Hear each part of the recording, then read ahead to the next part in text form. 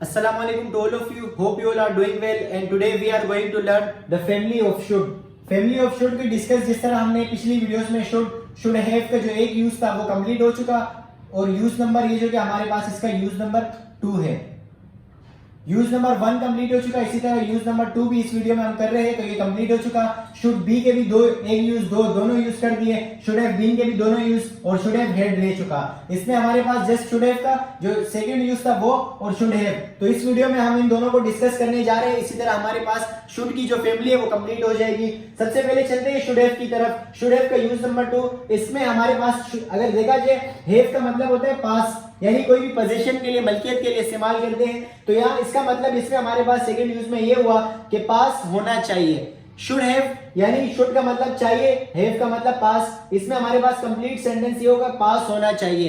तुम्हारे पास कार होनी चाहिए, तुम्हारे पास पैसे होने चाहिए, तुम्हारे पास बंगला होना चाहिए। इस तरह के सेंटेंस में हमारे पास शुड हैव यूज होता है। अब इसकी फॉर्मूले की तरफ चलते हैं।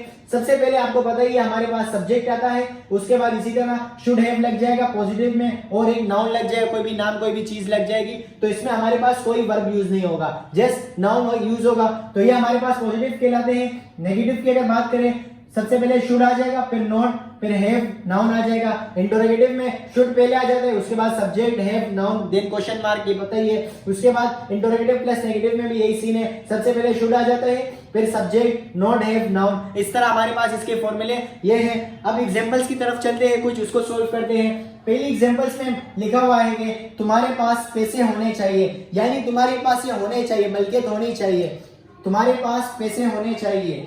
यू शुड हैव, पैसे होने चाहिए तो मनी आ जाएगा। यू शुड हैव मनी, अगर नेगेटिव बनाना तो शुड के बाद नॉट लग जाता है। You should not have money, should you have money, should you not have money. अब इस तरह फर्स्ट जो कि सेंटेंस कंप्लीट हो चुका। अब नेक्स्ट पे चलते हैं। उनके पास 5 शर्ट्स होनी चाहिए, यानी उनके पास 5 शर्ट जो कि ये होनी चाहिए। They should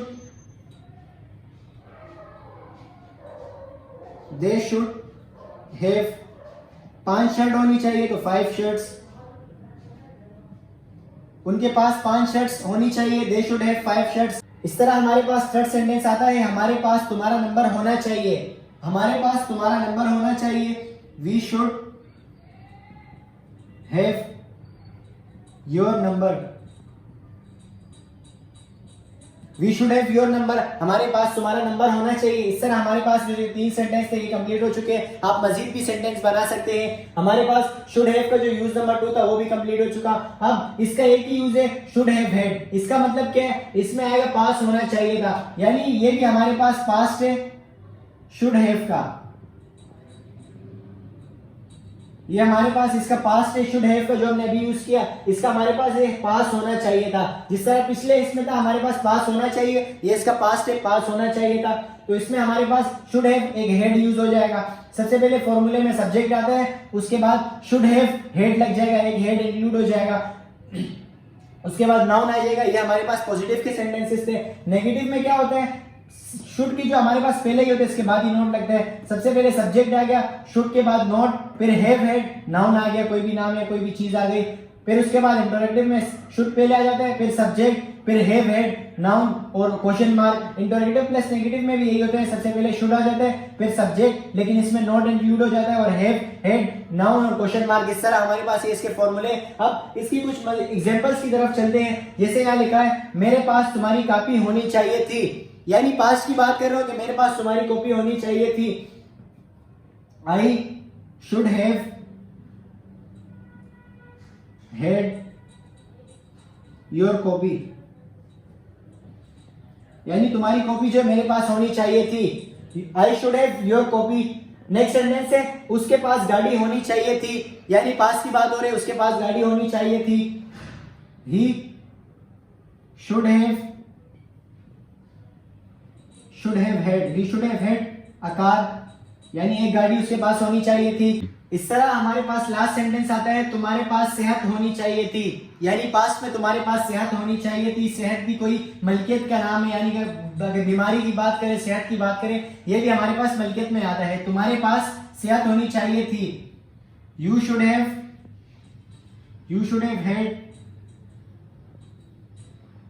health.